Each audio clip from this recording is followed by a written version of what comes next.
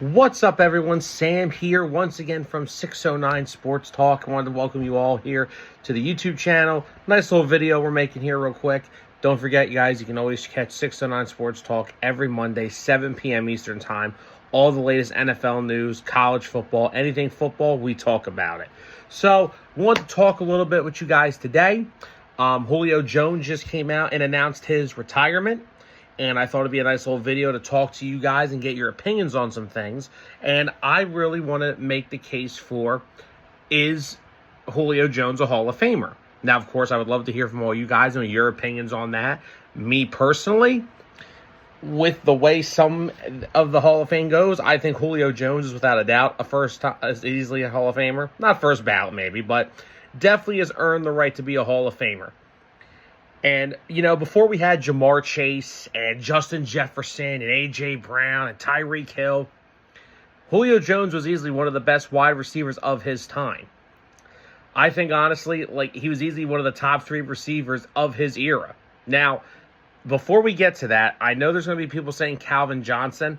I'm not disqualifying Calvin Johnson from this portion of the video, but Calvin Johnson only played 4 years in the NFL when Julio Jones entered the NFL. Of course, we know Julio Jones drafted 6th overall in 2011 out of Alabama by the Atlanta Falcons. 7-time Pro Bowler, 2-time first-team All-Pro, 3-time second-team All-Pro. Retired right here, 13,703 yards, 66 career touchdowns, 914 career receptions. And he should have retired a Super Bowl champion, too. No thanks to the Falcons and their Super Bowl 51 debacle, but that's another story for another day. But I want to compare Julio Jones to two wide receivers that he kind of stacked up with throughout most of his career. And those two wide receivers are A.J. Green and Antonio Brown. So you heard, I rattled off Julio's stats already. So let's look at Antonio Brown.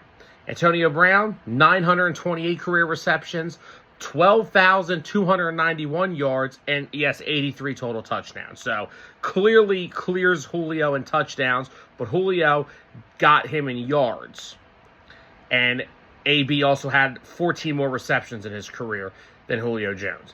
Now, let's go to A.J. Green, who was also drafted in the same draft as Julio Jones. A.J. Green, 727 receptions, 10,514 career yards, 70 total touchdowns.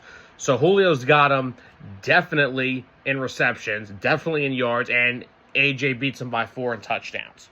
So, in my opinion, those were the top three receivers of that era, that 2011 to 2017, 2019. That was before the Justin Jeffersons and the Tyreek Hills and the Jamar Chases. Now, Tyreek Hill was already in the league doing his thing, but to me, the two guys that stacked up almost year to year with Julio was A.J. Green and Antonio Brown. Now, personally, if I had to put them in order during their peaks, I'm going Antonio Brown, Julio Jones, and A.J. Green.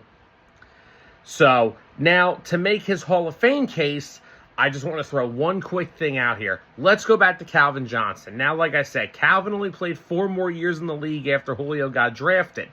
But now, Calvin is a Hall of Famer. He's already in the Hall of Fame. And he only has 731 receptions, 11,619 career yards, and 83 touchdowns. So, yes, he does have more touchdowns than Julio, but Julio has a lot more receptions and more yards than him.